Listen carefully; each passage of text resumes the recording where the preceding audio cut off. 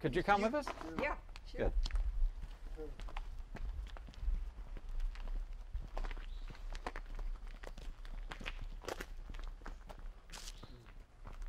I don't know whether Joe told you, we built this little house when our grandchildren started arriving, so we'd have room for 2 families, and then we use this in the winter. We can close that house, and this one is very easy to heat, so we can leave this So you come open, up here, come and go Christmas, in the that kind of thing. Yeah. anytime.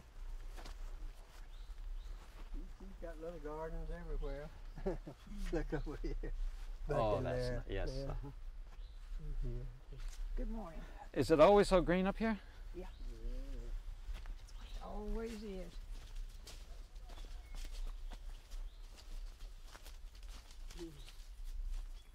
This used to be a bed. Wow! Look at that! Look at that! About half in there, we've given them away and everything, all the flowers we have in there. I mean, this is a serious cottage garden. Yeah, that's right. I like to have Yes. plenty of flowers to cut and take in the house Yes. and give to friends and so forth. Jamie, this is like Cindy's I was about garden. to say, it's like the Wellingtons. It's a there's a place where we visited a lot on Long Island. Unfortunately, it's no longer there. The lady who had it gave about 400 acres to the federal government. Oh. For when she died, she left it. And the cotton garden, of course, is since then just gone to Seed. seed. And it's it's so sad because it was You ought to kept get a up picture of just it from beautifully here. before. Here's I the do color. have a few squash plants down at watch that fence. Oh, that's right. That's That's to keep the rabbits rabbit out. fence. I know what that is. Yeah. We have some. They do take over. We have so many rabbits on Long Island that it's terrible. That's really pretty. Have you been in the house? No, we haven't yet. No. So the house is full of flowers too, so you can see how much is left over after all my picking. And we had 2 friends who had guests coming for the weekend who've been over and picked flowers. So Who designed the scarecrow? our yard man, the fellow that keeps the yard for us. He decided last year we needed something to keep the crows out. Well, let's go in the house. All right. Okay. What's your dog's name? Gigi. She knows. These are the You really have to. honeysuckles. She understands Oh, yes, everything you say. woodbines. Yellow and red. Yeah. See her turn around and look at me when I said. Do you have bittersweet here? I don't have any, I don't believe now. I've got some sweet shrub.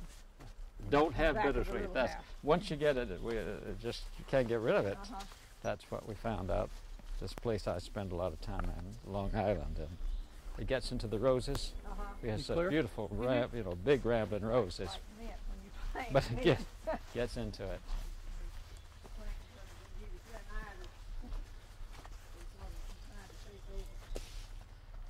Your husband was telling me about the rhododendrons, how quickly they grow. They go a foot and a half, 2 feet every year. Did you want to look in the little house? Yes, sure. Let's take a look.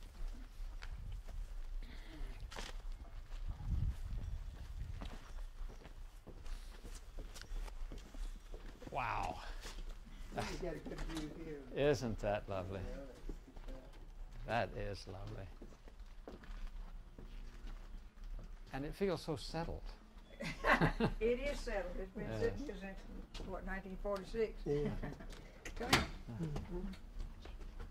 Turn. Yeah, walk in.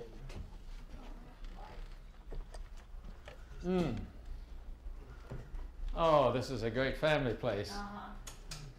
And it comes in very handy, as I say, when the children and grandchildren are here. This little house is self-contained with its own refrigerator and freezer and stove and so Well- forth. Well, as a father of 3, I know what it's like Yeah.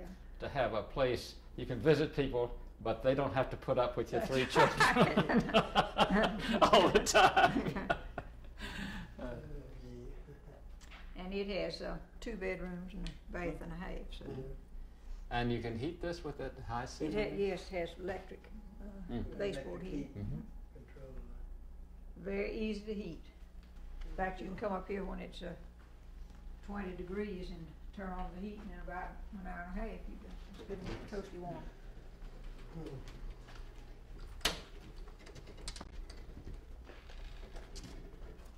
It's a nice watercolor there, Jamie. Isn't that beautiful? That's one of Philip Moose's early watercolors. He's a local artist here who's painted all over the world, and that was done way back when he was just getting started.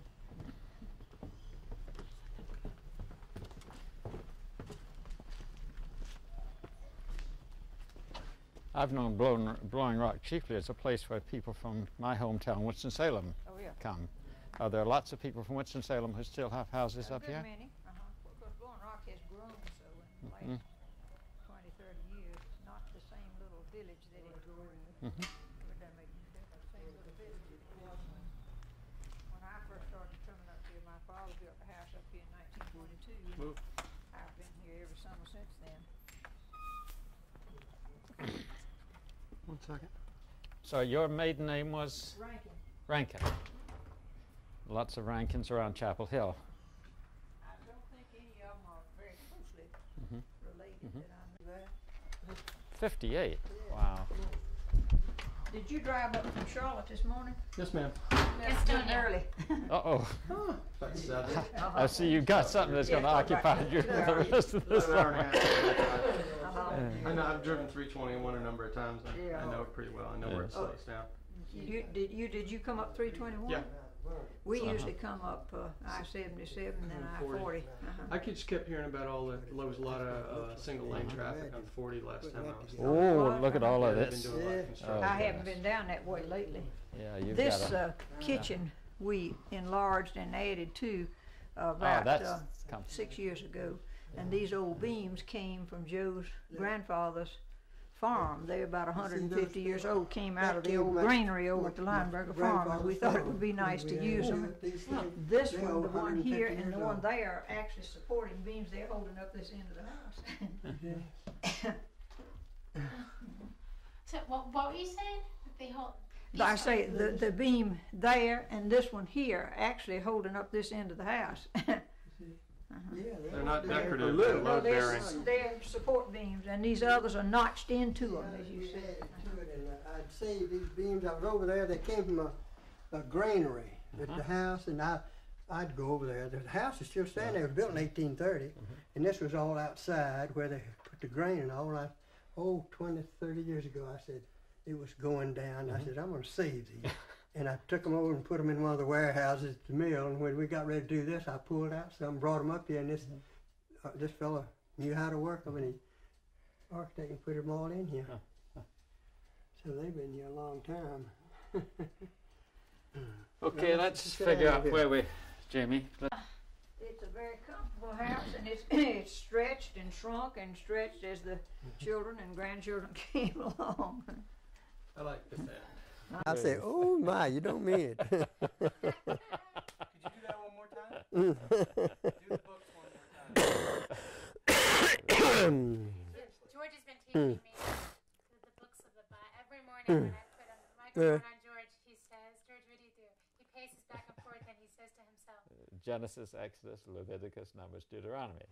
Joshua, Judges, Ruth. 1 Samuel, 2 Samuel, 1 Kings, 2 Kings, 1 Chronicles, 2 Oh Chronicles. my. Ezra, Nehemiah, Esther, Job, then I get stuck.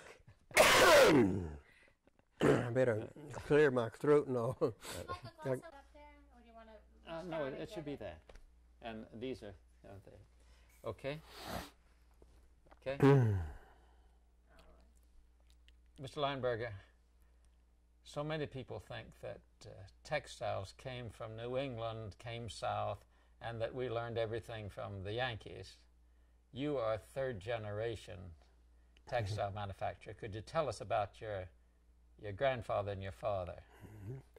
Well, my grandfather, I was very young, and as I remember him, he lived to be 98, and my father would take me over there to see him sometime and live in this old place, and he, I would hear them talk, and I don't know, I guess I was about 6 years old. This was right after the Civil War, and but my grandfather, he had built a mill there and started in 1856 on the river with the water, water power. And so that's how I began to learn about it. And then my daddy, he, there wasn't any schools or anything around there. He went to some kind of a public school for a while, and then my grandfather decided that he should be educated, and so he somewhere or other he got him in a school up in Baltimore to learn business, accounting or something, and he told me that they went out there and stopped the Southern Railroad train. It came through our property. It wasn't in, he stopped the train, and my father got on it and ended up in Baltimore. That's how he got. I don't know what year that was, but that was way back. And that's when then they had trouble after the Civil War. Of course, they had their problems, and they told me that the way they got out of the business there, they had the business was so bad they didn't know what to do anyway, and the money situation. And I meant to tell you, I've got a dollar that my grandfather started printing his own money.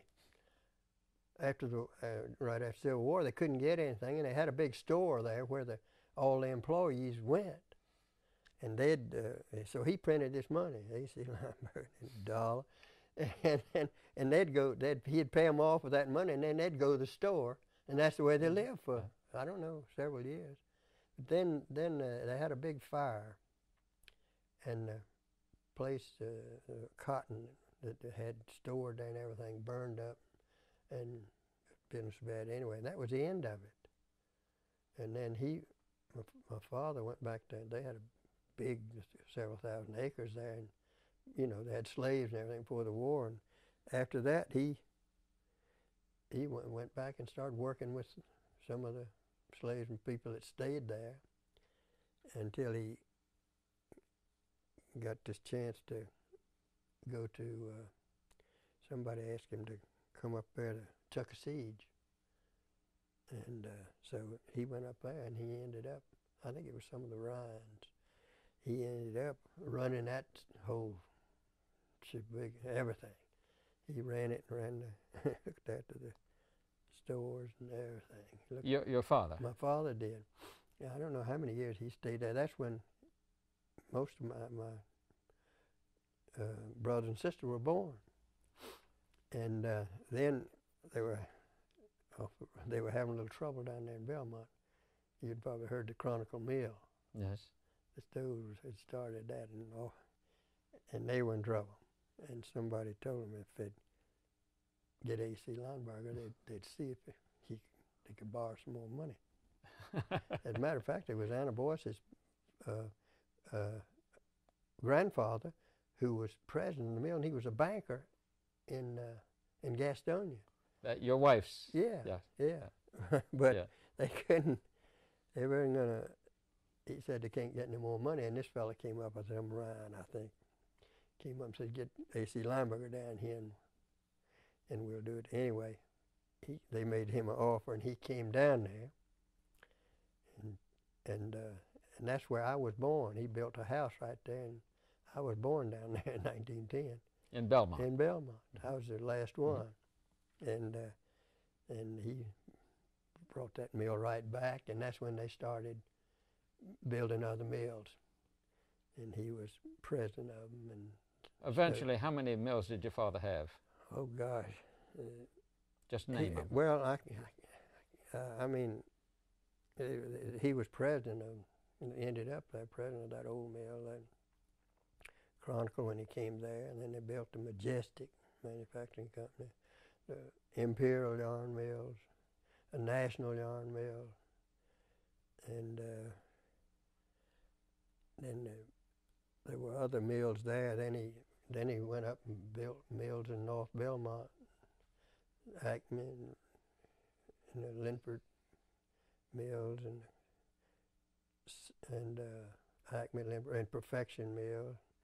Then later on, they built a weaving mill there at South Fork. It didn't work out well, and so he changed that over and made a spinning mill out of that. He did that one.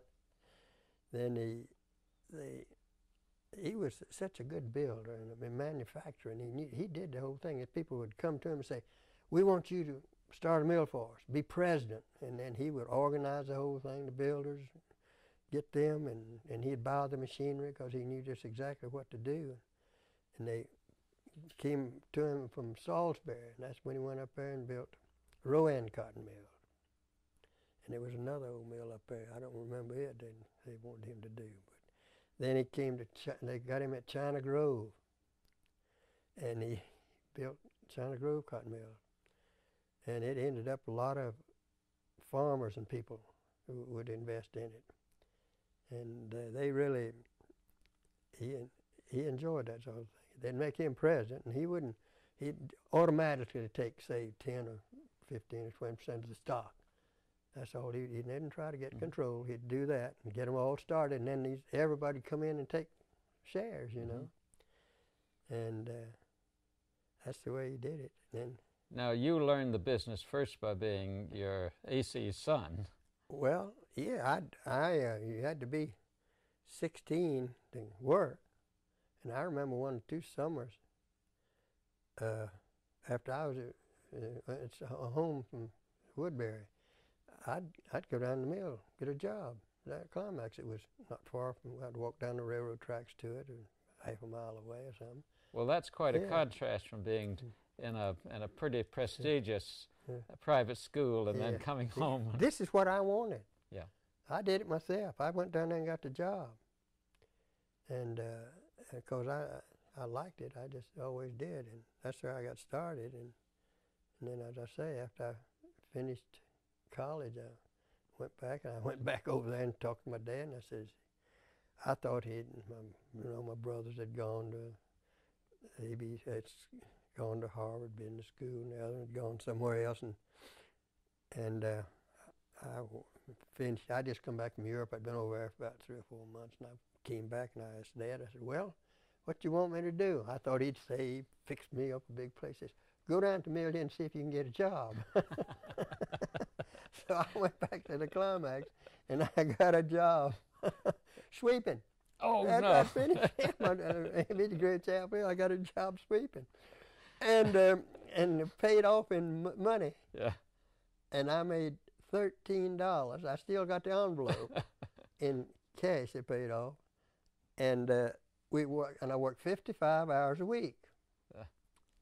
So I did that for darn near a year. Of course, I had enough.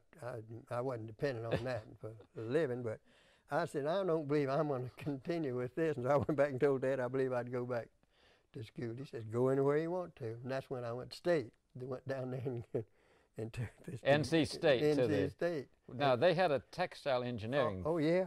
That was the big thing there then.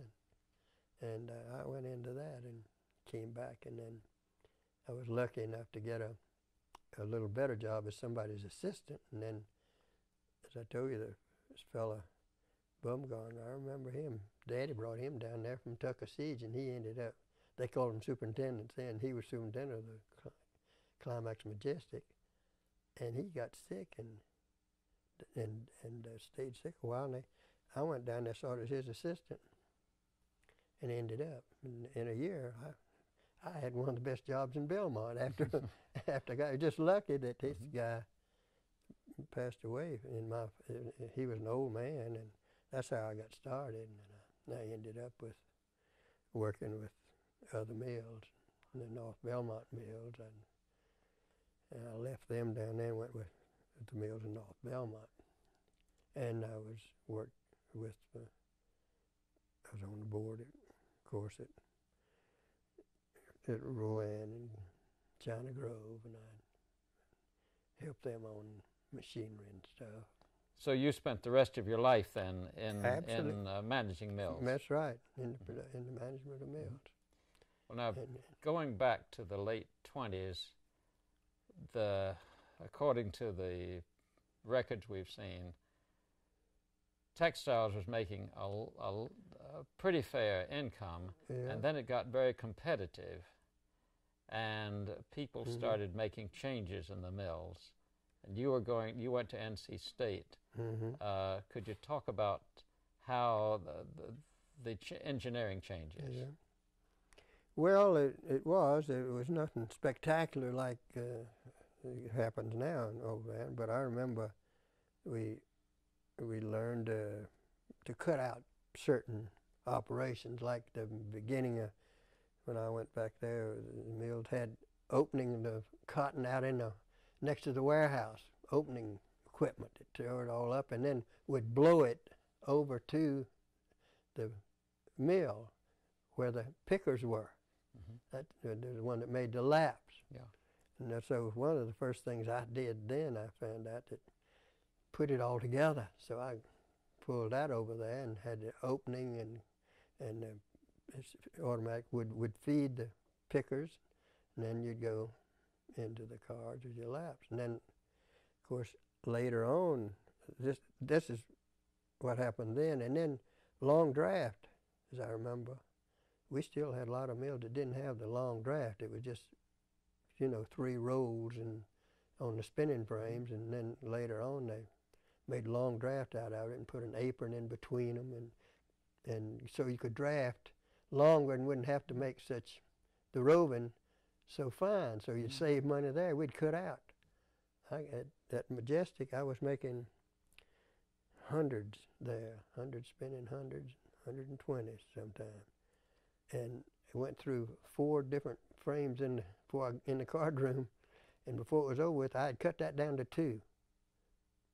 So to make the roving from 2. So it meant you had you could cut out two people. Well, yeah, or more, depending on what to. But it was a matter of knowing different drafting systems, you see, and we'd cut out going from one machine to another, drafting before you got to the spinning, and I'd put in new slubbers, and then the other one, another new frame, and that was 2, didn't go through but 2.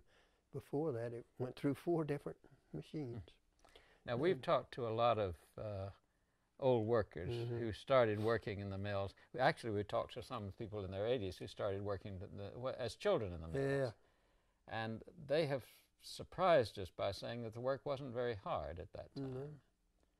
And then they start telling us that it began to get with more efficiency and so forth. Would you remember when that began to happen?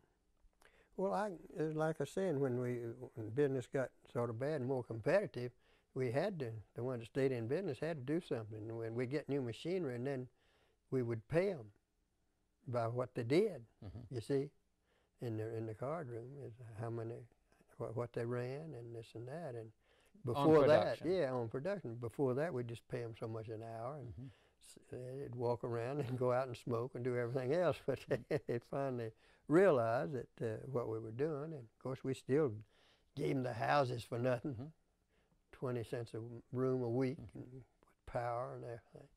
And so they didn't. Well, let me ask you something that, going back a bit, could you tell us how and why the mills started building houses for the workers? Well, that's the first thing they did, right? Because we didn't have people there. We didn't have enough people that would come and work in the mill. And I remember Dad's talking about it. They got a lot of people from up in this area, from the mountains. They would come down here. We could offer them, say, come down here, and we'll give you a house for this, And there wasn't anything up here for them to make money out of. And so a lot of people from the area, in the mountain area, I remember Dad talking about it, they'd come down there because it was something new and they could make a living, they could make some money. And so that's why we had houses on every mill we ever built. I mean, I don't know, we had, I guess, 1,000 houses. Put 200 or 300 houses at each mill. Sometime. How did they plan for those houses? Well, Dad would he knew the builders, and they were very simple. They'd build 3-room houses, and I believe, and 4-room houses, and then another one. The biggest one would be a 6-room house in case, somebody had a big family, and we have many of them, but we'd charge them so much a room, and we'd have these builders and they just hire carpenters, around to do it. But I don't think there was any contract price. It was just a matter of building them, and he would watch it, and they would make sure that they build them just like they wanted. And then you kept up the houses? Oh yeah, we kept them up entirely. We'd have outside men. That's where we had outside men to do the job. We had electricians and that did another job, and then I had people in the shops, the mechanics. So that's why we were getting, more exacting. We'd say, this is your job, the head mechanic, and you'd have an assistant or whatever it was. But that's how we, I think, learned to cut our costs and do things like that. Everybody had a particular job. They knew what it was. Well, now we've heard some talk from some of the work people we were talking about the stretch out. What do they mean? Oh, that's stretch out. That's when we gave them more to do, like in spinning. If they were, it started out doing 5, 10 sides. We'd call them one side for each frame, and there's 2 sides of spinning frame. But we would, after we would change the roving, make it bigger and whatnot, so they wouldn't have to do so much work, we'd say, all right, we're going to give you 2 more sides, you see? They call that stretch out because you'd give them like more to do. They call that a stretch out. But what they didn't have, we didn't think they had a full job. They didn't. And so the same way in winding. They had so many bobbins and so many spindles there that they would put the bobbins on, and then we'd buy a new winder. It wasn't automatic then. We'd buy a new winder. We'd say, okay, you're going to run this whole winder now because we got bigger bobbins, and all we expect you to do is just stay busy. And then we start paying them by how much they did too. What? Excuse me, Miss George, I'm sorry. Can I turn your refrigerator off, do you think, for a moment? I hear a big sound Okay. in the back. All right. She's hitting me right now. Okay. That microphone is, she can hear everything. It's very low, but Yeah, okay. very loud. Now, you ready? Okay. You remember November 1932, Roosevelt got elected. Yeah. Yeah, I know. What do you remember? I didn't vote for him. You did. I don't know whether I ought to tell you or not. What? All right, I was at Chapel Hill, and I had just turned 21, and I could vote. And I was in this class, this history class, and there weren't but about 15 people in the class then, and the professor got up and says, now, who's going to vote for Franklin Roosevelt? Everybody in the class stood up except me. He says, what are you going to do there, Lineberger? I said, I'm going to vote for Hoover again. I said, I think this thing's about to get over, and I think he's the man. I don't agree with everything that Roosevelt's doing. And I thought I was going to make a flunk out or something, make an L. I made an A in the course, and I still have never voted any other way. I'll tell you that. As a North Carolinian? I was registered a Democrat in North Carolina because I had to be because I was a county commissioner, but I never voted nationally, and the people didn't know. Oh, I was a county commissioner, and I was helping run the county. I was trying to keep the taxes right for all the mills, you see. Yeah. And I was on there for years. Yeah. And everybody thought I was a national Democrat. But I was a wretched Democrat, but I voted Republican nationally. And they agreed with me on everything that was going on. Well, then, And because I was in trying to represent the people, and we had a good government there, a democratic government, no doubt about it. But I just didn't agree with national. now, could you talk about, you remember when the Cotton Code, Textile Code came in, the NRA? Oh, that's when you had to, I don't remember. That was in June of '33. What you had when to the use blue, it? What was it? That when the Blue Eagle came in, and they said they cut the hours from 11 down to 8. Oh, yeah. That's when we went on 3 shifts. That's right. Then we had to bring in another shift, and it took us a little while to get that many people. And then if you worked over 8 hours a day, over 40 hours a week, then it was time and a half, you see. That's right. And then when business wasn't that good, we wouldn't run on Saturday unless we had a lot of business, because it was time and a half we had to pay. And but the business got better, and we ran 6 days. A lot of time, most of the time after that. And there was a minimum wage that came Yeah. in. Yeah. I forget what it was. It was Something like $11 $11 minimum. minimum. That's right. 40 For 40 hours. Yeah. That's right. 40 cents an hour would be what? That'd be It was about 30 cents, a little over 30 cents an hour. Mm-hmm. Well, we paid more than the minimum wage most of the time, as I remember. We're outside people now. The people that mowed the grass and that sort of people, call them outdoor people. We paid them the minimum, and the people inside, we'd try to come up, because we were paying them then for what they did.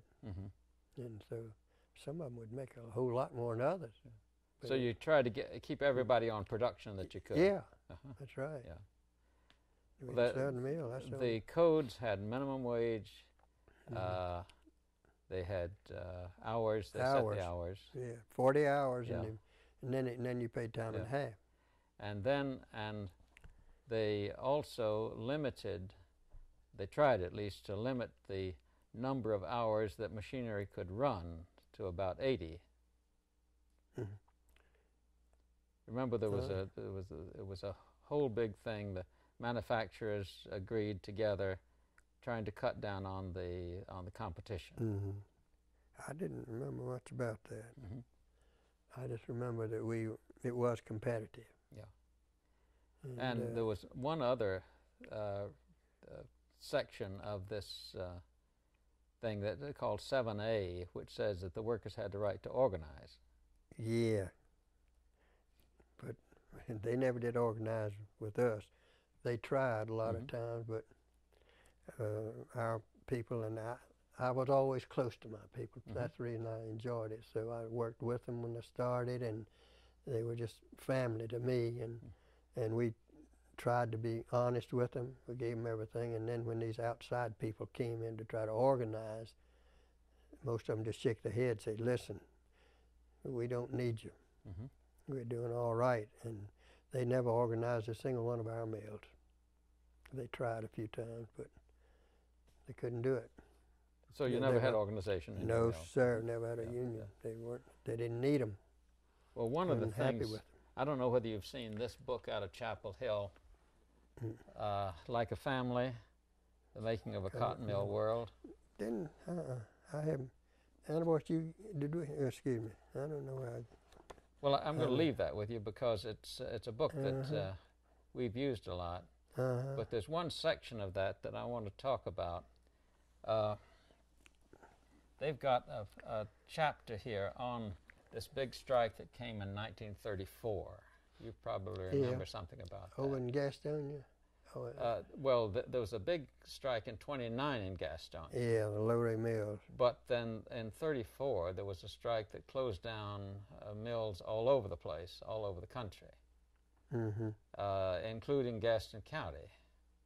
Do you remember? They didn't close us. They didn't close you? No, sir. We didn't. Not in Belmont. I was opposed to the union. I am today. And I shouldn't say that, but I'm not in business anymore. It's just there.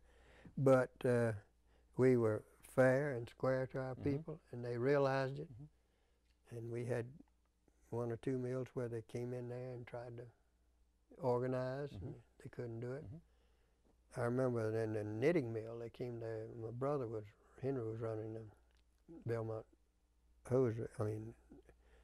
Belmont hosiery, I believe we called it. It was a knitting mill, and that's one of the first ones they tried to come in and organize, and wouldn't let people. Some of them would come there and wouldn't let people go to work. He just called Raleigh and got the what do you call a reserve unit down there. They came down there and pushed them back. Said you can't stop people from going to work if they want to. That's the only mill that we really had in trouble with, and he just got the reserve down there, and that was the end of that. The National Guard. Yeah, National Guard. That was Governor Eringhouse, wasn't it? I guess it was. Yeah, I think it was Eringhouse. Yeah. And we've seen that. We've got some footage of that activity. That's the only time that we have it in Provo, and that was just mainly people from not Belmont, people that coming in there from Gastonia, where they had been successful in 1 or 2 mills, and they were going to do it there, but our people didn't want it, and it wasn't fair to not let them go to work if they wanted to. That was my idea. Do you recall anything about the flying squadrons? Yeah, I remember something. I think that's maybe there's one that came down there at this time. Maybe at our knitting mill. Yeah. Well, let me show you some. I just wonder. You mentioned that they were from the outside. Was it really far away, or just Gastonia that these people came from? I don't remember them coming further than that. I think it was mainly Gastonia. I don't remember. I know they call them flying squadrons. But we never had much trouble with them. That's about the only place I remember. And that wasn't in the cotton mill. It was in the hosiery mill. Yeah. We've got copies of the Charlotte Observer of the time that reporting on a lot of this. We've gone back and read that. Judy, let's get the file out of the car, and I'll show it to him. It may. You could. The sound is fine, so you could just keep it. Okay. All right. Reason I want you to reason I particularly check this is because there's a chapter in there about the 34 strike, and it's based almost entirely on letters which people in the factories, workers, wrote to Washington. Yeah. They wrote to Eleanor Roosevelt, they wrote to Franklin D., they wrote to Johnson, they wrote to Madam Perkins. And we've got copies of those letters, which we'll show you. You see, now I was at State then. I went up there in 34 and finished in 35. Okay. But I did come home, and I remember this, and I remember my brother telling me about it. I want to show you these letters, because my concern is that they take these letters as fact, you see, without talking to people like you. And I'm saying, I want you to look at and give us another fact. That's the reason. Yeah. So she'll be bringing the letters back in just a moment. Is this live? Yeah. Well. But we've got some pictures of we've got some pictures of what it was like here. This is in Gastonia. Yeah.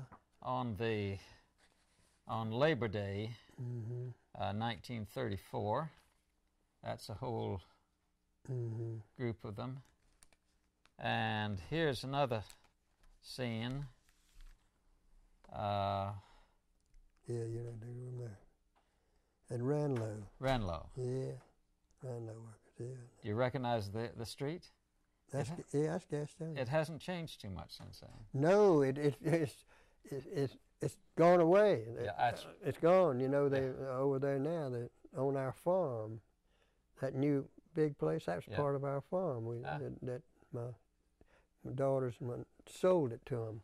For the shopping center. Yeah, that was part of the farm. Yeah. Well, still own a lot of land there. It's funny. We were showing these on the street the other day, and one of these merchants came out. Yeah. And he said, "Where are all those people? They don't come around here now." No, sir. There's not much going on. This it's just more going on in this new shopping center than there is all uptown Gastonia, I think. Now here's a picture you'd particularly like to see. You see all of those Union locals here, and that's in Lineberger Park. Yeah. I don't know, but I know. So that's why we're trying to get the point of view of people. Well, like that you. was up there in Gastonia. I don't know. We didn't have anything to do with that park. It was just in Belmont. Was this Lineberger Park? Is in this was in Gastonia. Gastonia, that's right. Oh no, these people walked over. In fact, we talked to a fella who was beating the drum at the head of this. At the head of this parade. Yeah. Just day before yesterday. Oh, I see. Good night. I don't know how you ever locate all these old folks. Well, Judy is a wonderful research person, and we find the names, and then we look in the telephone directories, and then one leads us to another. That's really what the way it happens. Okay, you've got those files? The Charlotte Observer?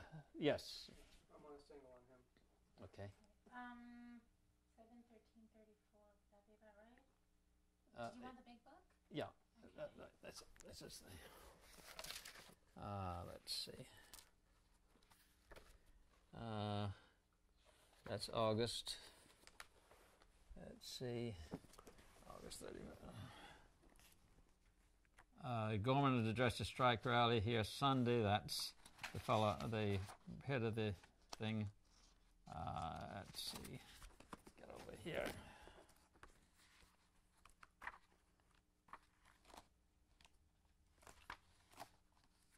That's 31.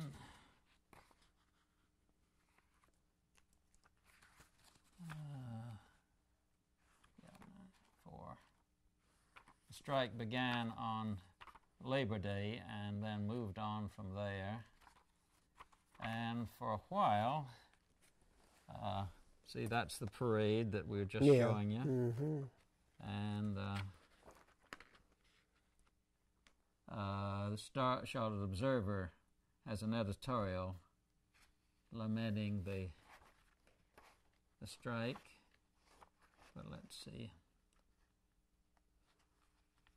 And this is in Gastonia? This is in Gastonia and Charlotte. Mm-hmm. Actually, you see, industry and labor dig in for conflict. Mm-hmm. This was on the 3rd when it all happened. And according to the Observer,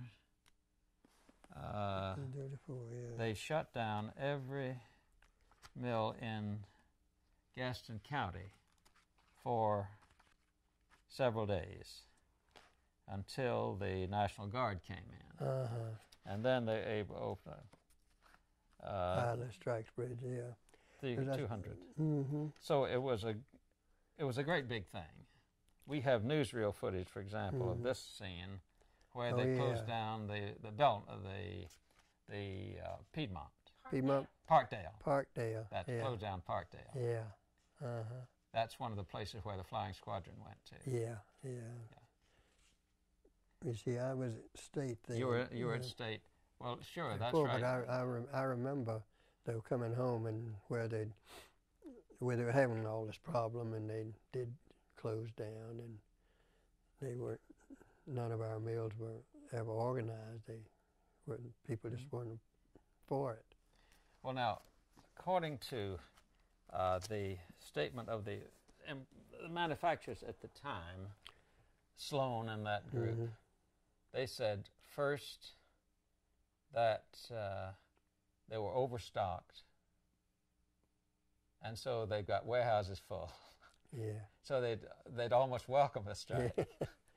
Well, in those days we did, when we were making yarn for knitters or for mercerizers, you know, we knew exactly what it was, and we did stock a lot of yarn just to give, so the people would have something to do, and it was, rather than keep it in cotton, we just put it in yarn, because it was what was going on in those days, and you knew what you'd been selling, what you could sell. So it's true, we did stock a lot of yarn a lot of times, put them back in the warehouses where the cotton was. A month's run, maybe, really. And one of the manufacturers was saying that he welcomed, a number of the people said that they welcomed the strike because they didn't have to work. They didn't have to run the mills then to take care of the people. Yeah. But anyway, it was, I can see it was, I know there were times, I didn't know, I wasn't here at this time, but I know there were times that we would make big stocks so we could run, and so the people would have something to do. People talked about short time. Yeah, well, that's when we built up all the stock we could, then we'd go down to 2 or 3 days. Then later on, they get on what, welfare, whatever you call that. If it didn't work more than 3 days, they could get on this, what it was, welfare was it called then, or whatever it was. The WPA unemployment. Yeah. And so I did have a few trouble with some of them later on, because they wouldn't come in on Thursday. Some of them wouldn't, so they could draw the unemployment. You see, we had some of that, and I had to get it down. I said, "Wait a minute, you're sick. You're not sick. We'd have somebody go to check on them. Now you keep on doing that, and you won't be here." But we had some that would do that, claim they were sick, and that's what my people and my overseers and all would tell me. And we didn't have many of them, but we'd have just a few now and again. That's why it's hard to control that sort of thing. Now let me show you some of these letters that some of the people wrote. They're written on tablets, semi-literate, many of them, but they express real, worries. And I know this was 2 years before you were in the factories, but you knew these people, these kinds of people, and I just wondered if you could kind of interpret for us. These are just mimeographs out of the National Archives that we got. That's one of the early ones. Okay, this is 33. This is to Hugh Johnson, who was head of the code. Dear sir, you can just read it there. I don't know.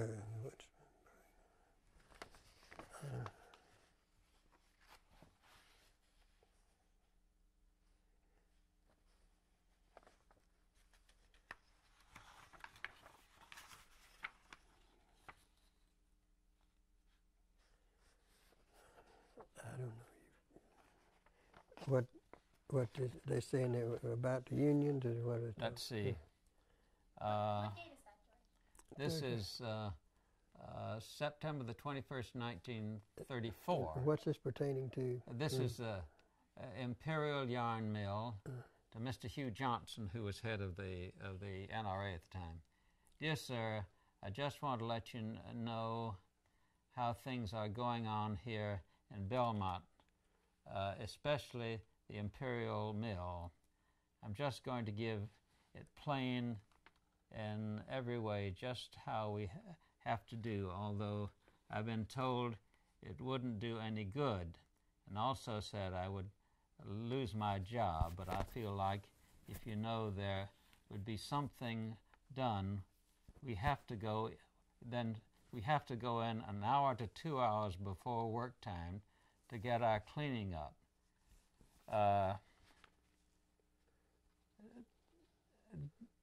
They have speeded so high, it works us from the time we get in till stopping time at 9 o'clock that night.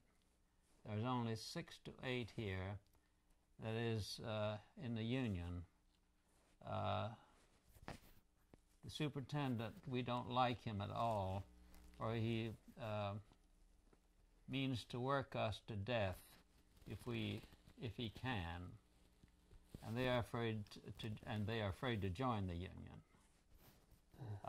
Was there any reason why they should be afraid, do you think? No, as I say, I wasn't close to that Imperial. My daddy was president of it, and I remember, I forget the fella, boy that worked for me, he was in the lab, and I forget his name, and he went over there and got to be superintendent of the Imperial Mill at a later date. And I guess he was, I don't remember anything about making them work come in extra. When anybody came in extra like that, they were paid for it. As far as the mill I was concerned about.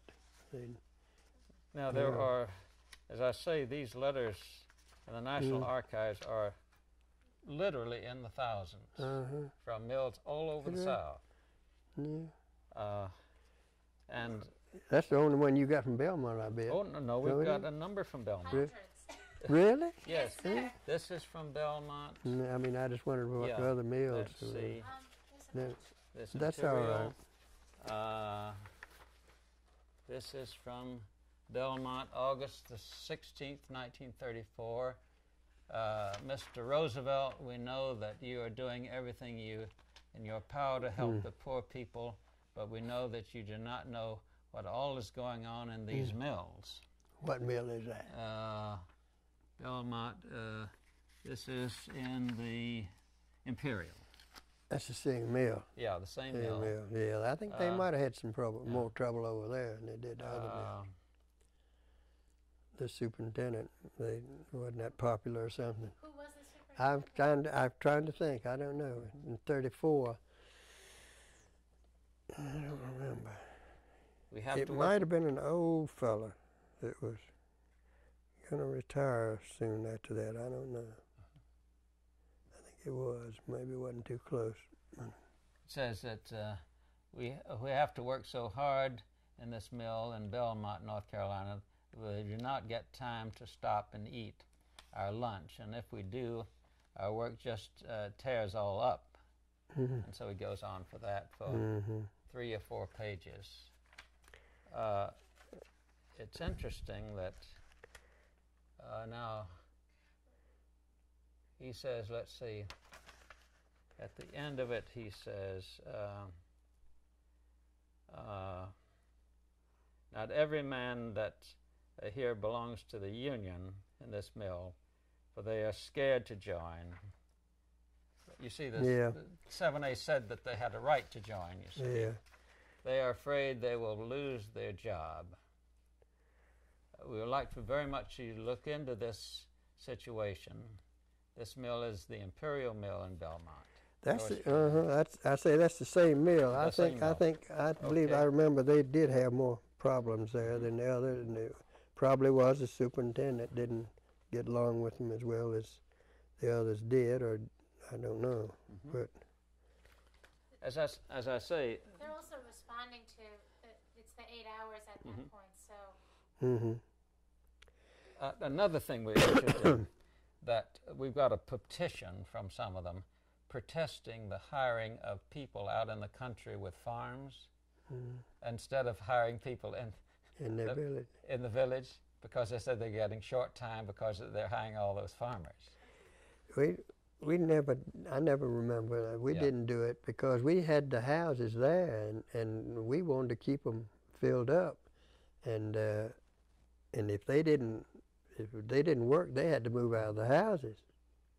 So we didn't hire never remember hiring anybody else to work unless we needed more people than we could house, you see. that was in China Grove. In China Grove? Yeah. It may have. Now, here's an interesting letter. Dear Mr. Johnson, writing Hugh Johnson, who was head of the NRA. The Negro laborers of Belmont, NC, that work at the cotton mills are told by the employers that they do not come under the code because they do outside and inside work. Some drives trucks and some scrubs insides.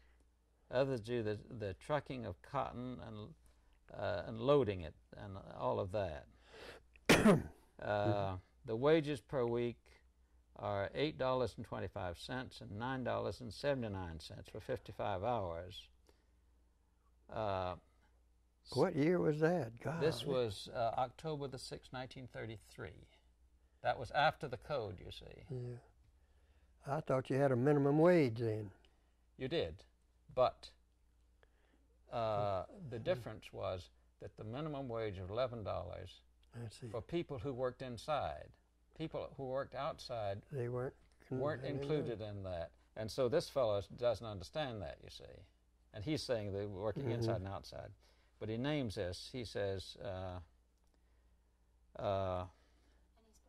he's black. yeah, these mills, the Acme, the Eagle, Climax, Perfection, Linford Stowe, Linford Stowe Spinning, yeah, and so yeah, Imperial, the National, Crescent, he's and naming them Chronicle. all. He's got them all. The colored people are afraid to send in their pay envelopes.